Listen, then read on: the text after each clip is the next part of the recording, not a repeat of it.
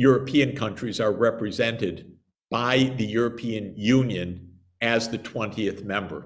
Mm-hmm. So I said, why not have the 21st now the African Union? Because that would bring in immediately 1.4 billion people into the conversation, into representation at the G20, and about $3 trillion of economy.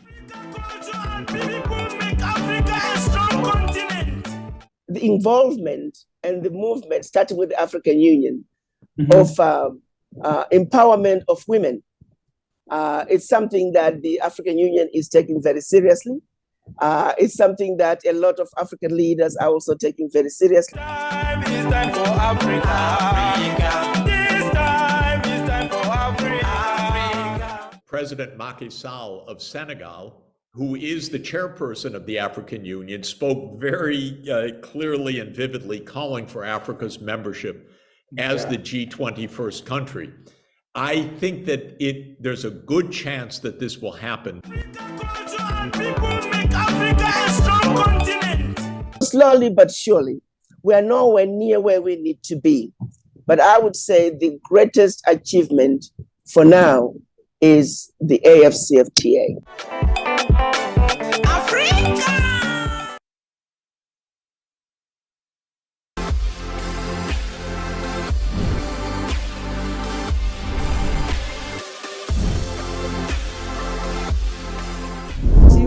You stick around, and I just don't know why. Cause if I was your man, baby, you'd never would. Unity is bringing the people and the nation together.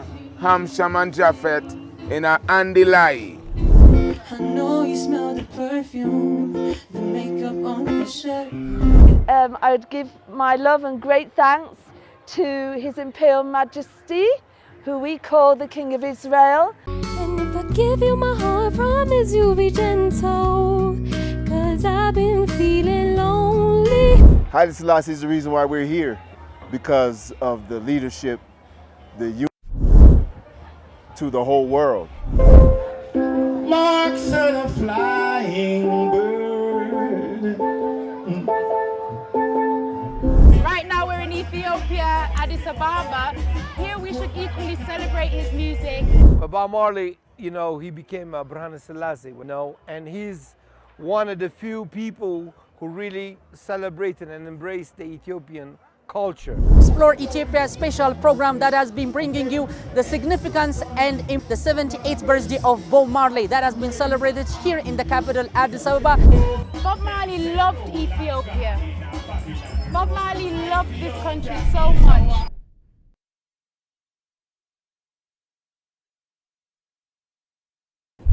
The foreign ministers of Germany and France have expressed keenness to reinforce bilateral ties of their respective countries with both ministers of France and Germany.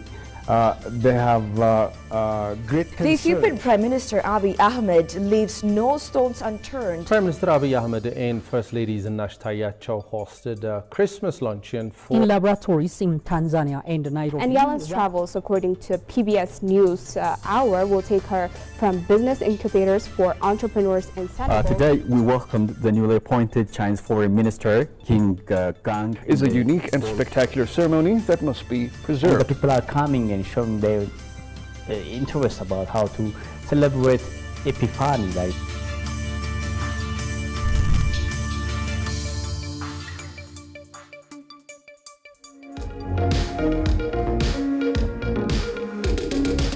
Hello all and welcome to ETV English language channel to our special program. In today's episode we are going to talk about the 36th ordinary session of the African Union Assembly, Heads of State and Government session, about the 42nd ordinary session of the Executive Council Ministerial session, which will be undertaken in Addis Ababa after a week. In connection with this, we will talk about the peace and the security situation in Africa, measures taken against the constitutional change of government in various parts of the continent regarding the free trade continental area and other topics. For this and other details, explanation and analysis, I met Kumilachew Dagne. He is a board chairperson of Inter-Africa Group. He is going to tell us details about what are activities undertaken by the African Union so far so as to maintain the peace and the security situation in the entire region. Thank you very much, and stay tuned at Mogayo. First of all, thank you, Kumilachew, for your precious time to give us detailed analysis in connection with this current affair. Yeah, thank you for having me. Okay, let me start from this question. As you've known, the peace and the security situation in Africa is fragile and it is not consistent. How do you describe the peace and the security situation in the entire parts of the continent, and what are major challenges that spoil the peace situation in the continent? Thank you. The peace and security situation in Africa, I think, could be described as quite fragile, and it has been fragile for some time. And there are a number of problems in different parts of Africa when it comes to peace and security issues. But in terms of the factors and dynamics of peace and security, I think a number of issues could be identified. The first one relates to lack of democratic governance and the rising threat of authoritarianism. Now, there have been quite encouraging cases in the past whereby we saw African countries transiting to more or less established or stable democracies. You can mention the case of Ghana, South Africa, Namibia, Botswana, and the like. However, this democratic transition could not really go at the desired pace because of increasing resistance and challenges of authoritarianism in different parts of Africa, whether you go to West Africa, Central Africa, East Africa, even North Africa, even in the case of relatively advanced African countries and the North as well. We have seen that challenge of autocracy coming up time and again, even in countries where we had previously relatively developed democratic culture, like in Tunisia, for instance. We have seen, dangerous reversals towards authoritarianism. Even in those countries where we had uprisings, like the Arab Spring countries, where it was hoped that the matter could develop to more or less sustained democracies. We have seen increased instances where the military stepped in and took over power, even from civilian movements, whereby like civilian leaders, political leaders, intellectuals could not keep the momentum and transform this quest to democracy into a more stable kind of democratic governance, and whereby you would see the military stepping in and taking power. And hence, that would result in sort of reversal in terms of public hope, frustration, disillusionment, you name it. That has contributed significantly to instability. You can't take Sudan, you can't take even Egypt, you can't take Tunisia, as I've said. In some cases, you have what you call constitutional coups or unconstitutional coups against the constitution, if you take Tunisia, for instance. In other cases, you'd see domination by the military clearly, and clear infringement of civil liberties, prosecution of civilian protesters under the guise of terrorism, and what have you. In other cases, you'd see initially promising kind of instance of protests for democracy, turning into quite fragile and largely fragmented kind of situation because of disagreement between the leaders of the different democratic movements. Take the case of Sudan, for instance, inability to forge some kind of clear alliance and a clear roadmap towards democracy, whereby that would contribute to further dominance by the military and suppression of democratic movements, and again resulting in casualties and the like. So you have that dangerous trend of authoritarianism on the one hand, which has contributed increasingly, towards lack of stability and insecurity in different parts of the continent. One, and then at the same time, you also have other factors whereby you'd have an instance of state capture by multinational companies, multinational entities, global powers as well. Especially in those countries where you have minerals like gold or diamond or oil as well. In those instances, you would have authoritarian regimes which are supported largely by those powerful companies, financed by those companies on the one hand.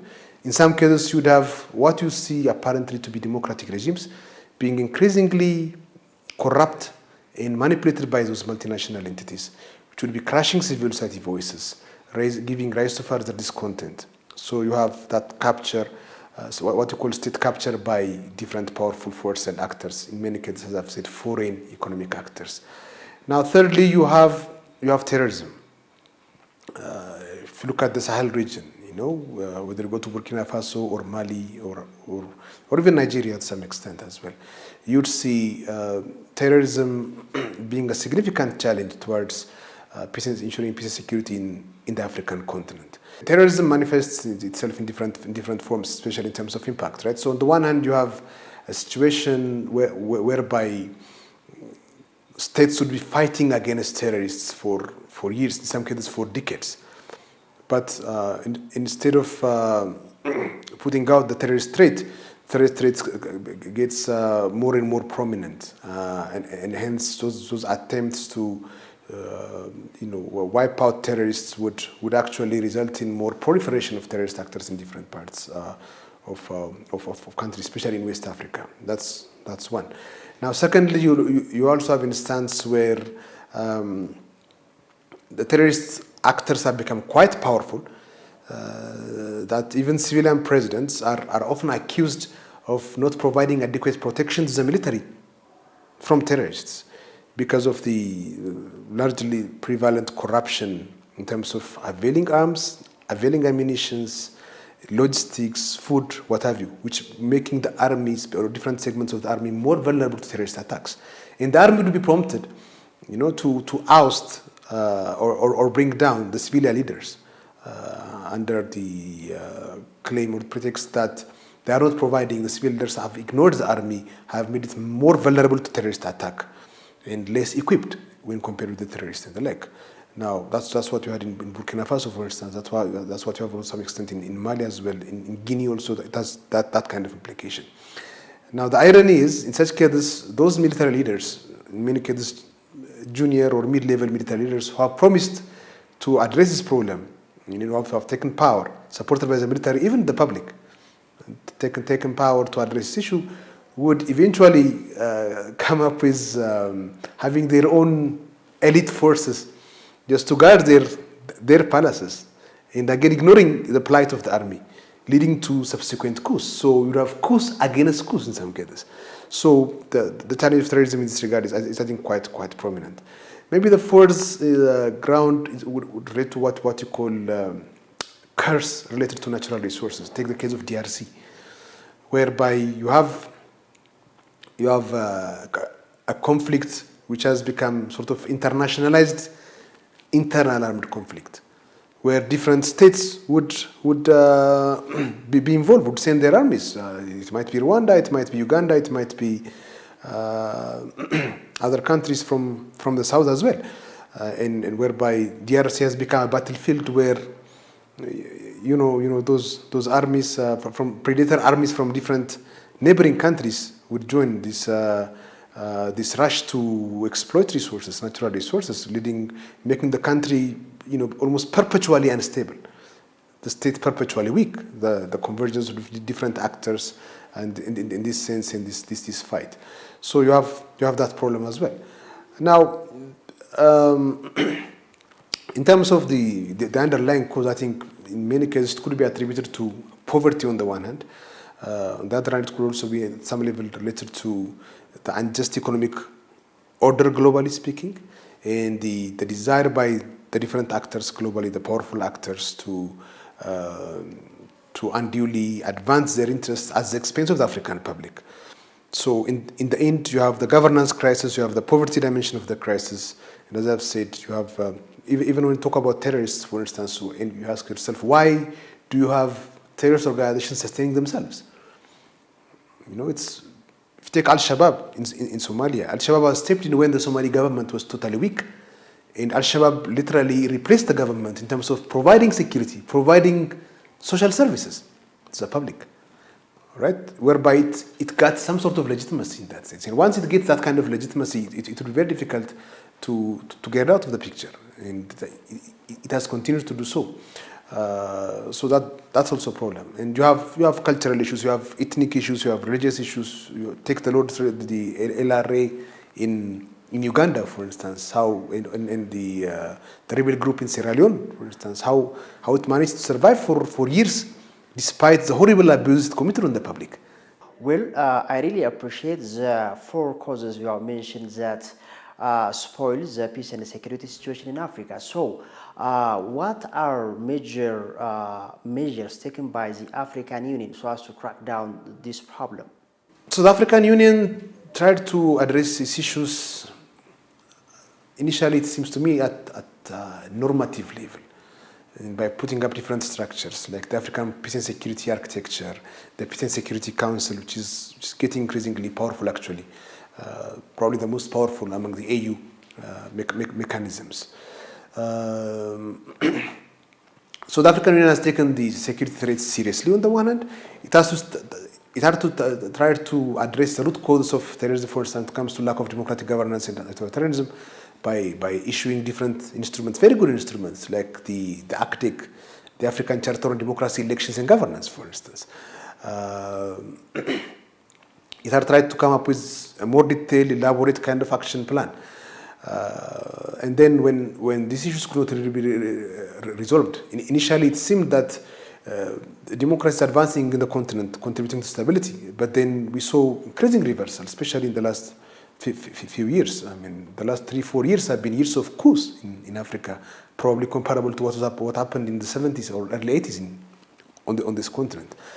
So what the AU tried to do in that sense was also try to work closely with the RECs, the regional economic communities, like ECOWAS, for instance, or IGAD in East Africa, ECOWAS in East Africa, the East African Community, the Central African regional community as well, and SADC in Southern Africa.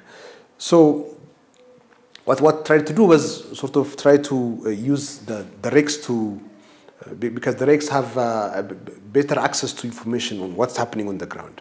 They have more agility, if you like, or flexibility to respond, as opposed to what you have, the AU trying to respond from Addis, right? But the problem with the RECs, I think, is that the RECs themselves are also forums for power play by the different regional, like the powerful actors within the regional communities themselves. If you take ECOWAS, for instance, Nigeria was the main driving force behind ECOWAS, even in terms of availing troops as well. So, but when Nigeria was embroiled in its own conflicts and had to deal with the terrorism and issues of corruption and the like, it seemed to continuously be less interested in ECOWAS.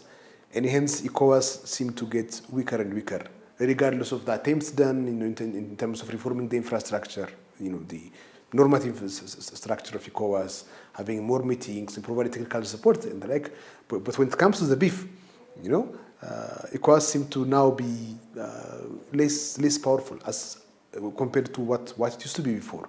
And maybe that might have contributed in terms of the sort of lukewarm and less proactive response to the peace and security challenge in West Africa, for instance, right? So you had that problem. You had the problem of IGAD as well. The dynamics between Ethiopia and Eritrea literally crippled IGAD in the past, right?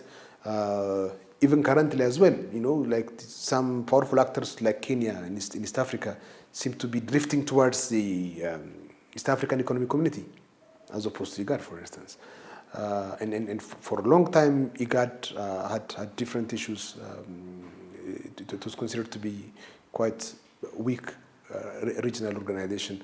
It's in the last, I think, maybe 3, 4, 5 years that IGAD has tried to revitalize itself, revive itself, and take a more proactive role in terms of, say, resolving the issues in Sudan, in South Sudan, in Ethiopia as well. Now IGAD is showing encouraging signs of progress and being more promising. I know that there are different efforts to institutionalize the IGAD's engagement in this context. So the AU, as I've said, has taken a number of measures at the normative level. It has taken a number of measures at the institutional level in terms of trying to provide a more robust kind of institutional infrastructure, as I've said, the different networks, not just those particularly working on peace and security, but also on larger governance issues like the African governance architecture, for instance. And then in the long term as well, AU has also believed that regional integration, economic and social, political integration as well, will contribute towards ensuring sustainable peace and security.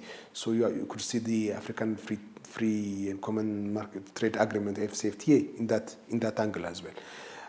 Now, you have that, but for some time, the issue of addressing the democracy deficit in Africa by the African Union seemed to focus more on what you call constitutional governance matters, right? You have that protocol against unconstitutional change of government.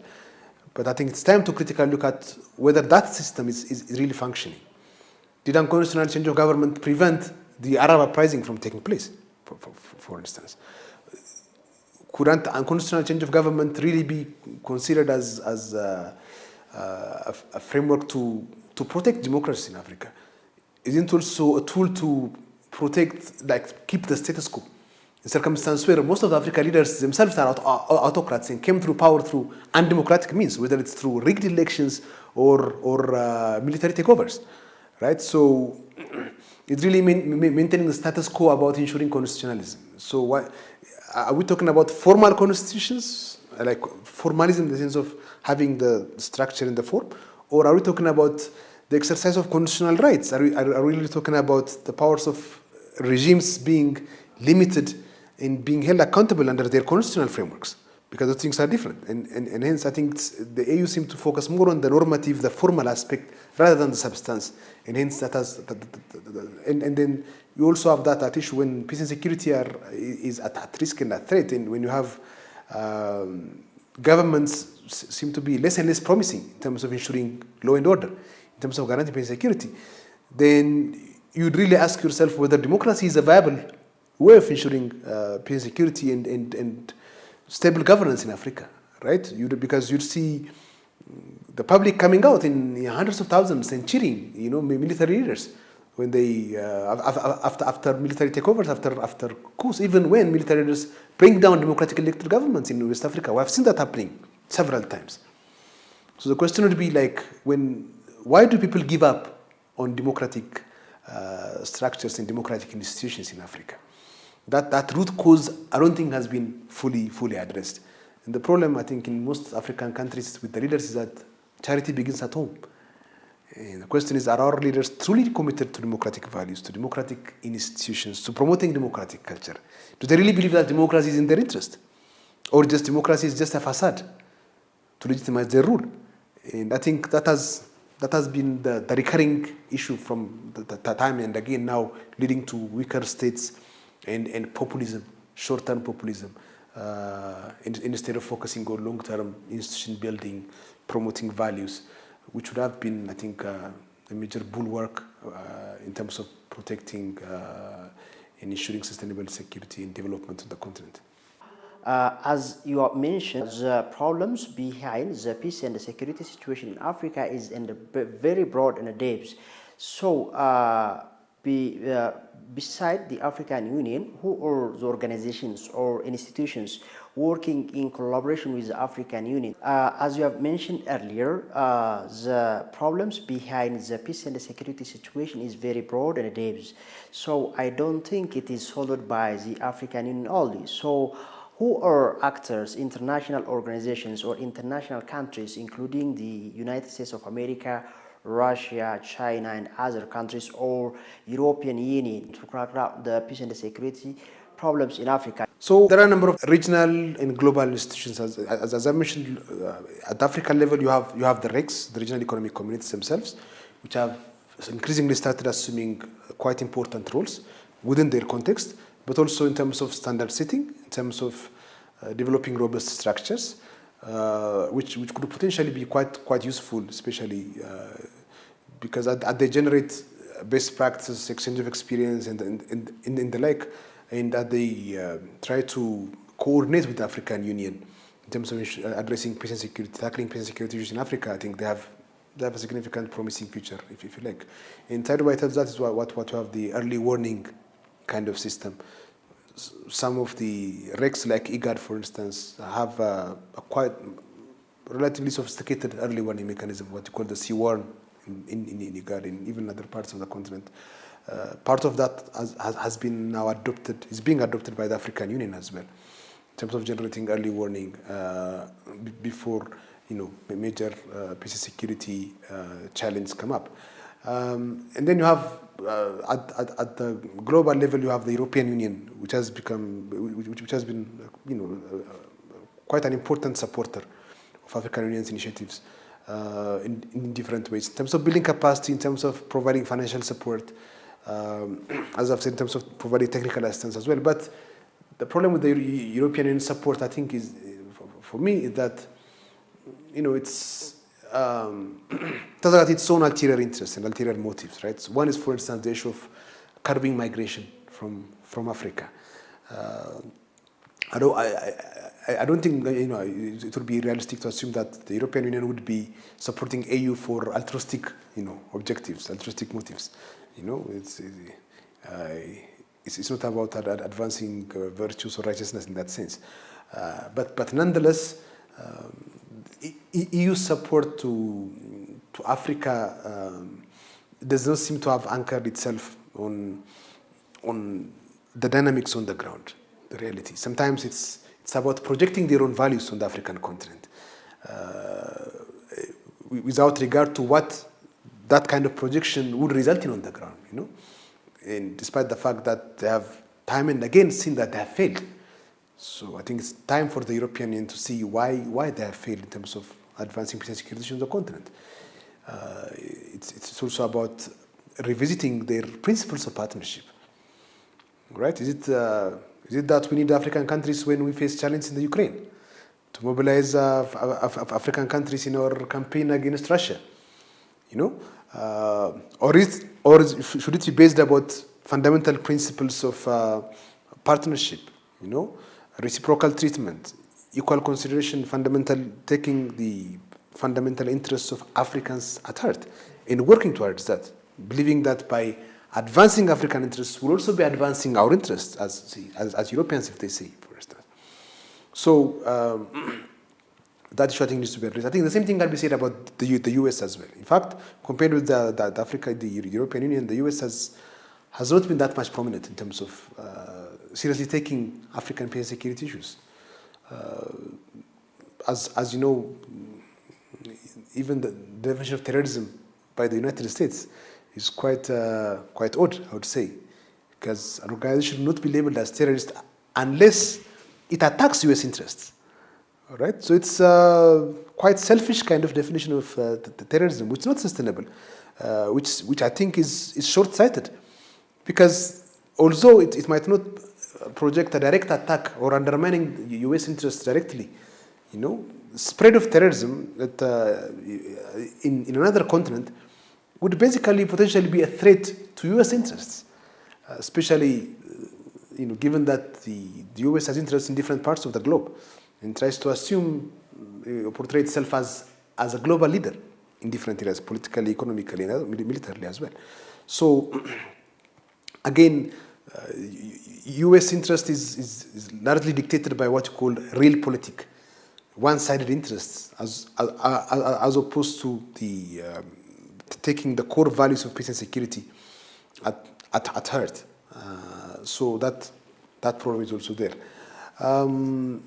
China, you have China, which is largely focused on its economic interests, and it's often criticized for not advancing political values like constitutional governance, democratic governance, largely because of its mode of leadership itself at home, right?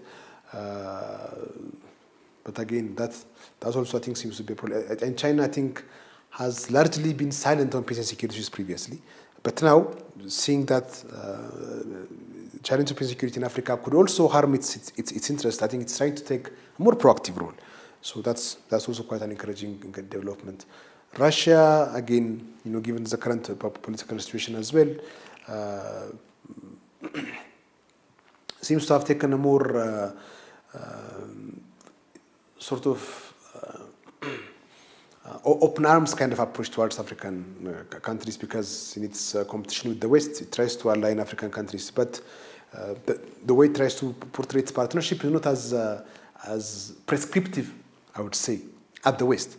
The African Union has undertaken a peace talk following armed struggles in countries like Cameroon, Libya, Mali, Central Sahara, Democratic Congo, Somalia, Sudan, and including Ethiopia. So from the auspices of the African Union, or from the motto of African problems for African solutions. So how do you describe or how do you evaluate the role of the African? Well, I think there are instances where the peace efforts led by the African Union have become quite fruitful. You can take the case of Ethiopia, for instance. The AU-led peace initiative has, has shown remarkable results. Basically, especially the sober and wise kind of approach taken by the African Union in terms of handling the conflict in Ethiopia has clearly generated quite useful results, which could be lessons for other conflicts as well. But at the same time, I think AU's interventions in other parts of Africa were not as successful, right? Largely because I think the AU is trying to use the same playbook in terms of resolving conflicts in different parts of the continent. As I've said, it will be very difficult to resolve those problems by using a one-fits-all kind of approach. Right? You can try to practice what you call the rules regarding unconstitutional change of government, but then the situation on the ground might have changed significantly, and in circumstances where you have many, as instance of unconstitutional change of government increase from day to day, then you need to stand and think what has gone wrong. What do we need to change in terms of rules, in terms of approach, in terms of flexibility, in terms of addressing the dynamics. So I see like the AU efforts have made limited success, for instance, in West Africa. There are some instances whereby the EU tried to negotiate peaceful transition to power even after military takeovers, right? By giving governments, say in Mali, for instance, even in Guinea, time limits for conducting elections, for handling transitions and the like. But those have been quite shaky, I would say. There are clear instances whereby the military governments have shown significant reluctance to comply with those time limits. And the question is, what are they going to do? As I've said earlier, in the past, in situations where you had powerful governments, superpowers in the sub-regions, if you like Nigeria, for instance, there was more determination to comply, to ensure compliance as well, even in terms of deploying force and the like. Now, as the superpowers themselves look relatively weak, or maybe more obsessed with local, domestic peace and security hurdles as opposed to sub-regional ones or regional ones, then the African Union itself seems to have to lack the leverage it used to have to enforce. So I see those problems. But nonetheless, I think the use of elders, what they call the panel of eminent leaders or eminent elders, the panel of the wise, the femme wise as well. Those are very good practices which need to be nurtured and developed, because we have seen instances where the panel of eminent African personalities bringing about change, significant change. Right, this might be or probably my last question I have for you today. So what is expected from the upcoming session of the African Heads of State, especially in securing the peace and the security situation of the continent, in putting into practice the Agenda 2063 and African Free Trade Continental Area? So let me start with the last question. Personally, I always had reservations about Agenda 2063. I mean, for me, 50 years is a long time to plan. Let alone in Africa, you have lots of dynamics, lots of variables. Even in other instances as well, in relatively stable continents, 50 years is a long time. I can see the importance of having things in perspective, having a more or less clear vision. I don't see it as being realistic. Now, we're in 2023, we're 40 years away. right? How much have we achieved in the last two decades? How much have we progressed or regressed, for instance? Does it really give sufficient room or flexibility to assess our progress in advance from time to time? So maybe instead of trying to come up with a comprehensive agenda, it might be better to have your goals set in broader terms, broader frames, and then have more meaningful plans on the basis of realistic assessment on the ground, right? So having said that, but when it comes to the FCFTA, for instance, I see that significant progress has been made, again, at the normative level. We have very good legislative framework now regarding FCFTA. In terms of lifting trade barriers, in terms of customs unions, in terms of innovative steps or normative mechanisms availed to ensure free movement of goods and people in the like, right? But again, now the issue is on political commitment. We have very good experts who come up with very nice, robust framework, but the question is, do you have the political will? And you can see that the countries which have adopted FCFTA are quite few. And I think there is a need for more engagement with civil society, more engagement with the people, more engagement with the media about the use and the need for African common free trade area and what can be achieved by doing that. How we can reduce inefficiencies, how we can reduce external costs, transaction costs as well. Why? Just look at our air transport in Africa. Previously, it was quite funny. I mean, there were instances where you have to go to maybe West Africa to go to Central Africa. Travel like this, go to Africa and come back like this. There are still funny flight routes as well, you could see. There are instances where you would see that you have the raw materials, even semi-finished materials, being exported from your neighbor, but you'll be importing the finished material from Europe. It doesn't really make sense. I'm not talking about sophisticated machinery or the like. I'm just talking about consumer goods and products as well, right? I lived in Zambia for about 20 months or so, and I saw that it's not even about buying things from other countries. I mean, Zambia is a very fertile land. You see that Zambia would be importing tomatoes from South Africa. I mean, as simple as perishable tomatoes. Now, so what you see in the African continent is that we have not really identified our areas of comparative economic advantage. How can we be self-sufficient? How can we trade across each other and even gain more profit? And achieve a lot in terms of transfer of technology, the technical know-how, and the like. And get ourselves out of this predatory economic system, which is designed to perpetually keep us in poverty, while making sure that others would prosper at our expense. So, FCFTA, in terms of normative framework, in terms of legal framework, it's quite good. Now I know that they are developing different protocols on intellectual property and other matters as well, which are quite world-class, I would say. But the question is, do we have the political will? Will the African Union bring that political will? I doubt. I think it's going to be challenging.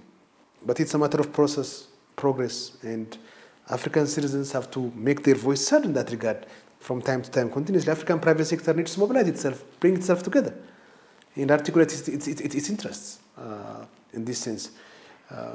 Because in some of the issues, like take climate justice, for instance, all right? The negotiations which took place in Sharm el-Sheikh on climate change. Now, there are particular issues whereby the South-South cooperation, not just Africa, but also Latin America, Asia, and other countries, could generate meaningful results, at least in getting rid of those unfair terms which have been imposed on us.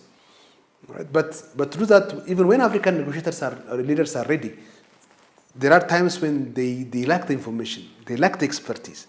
That's where African civil society, African academia should step in and shape the interests of our states, articulate our interests, and advise our states on how they can meaningfully negotiate and extract benefits, exact benefits, because we should not always be at the receiving end.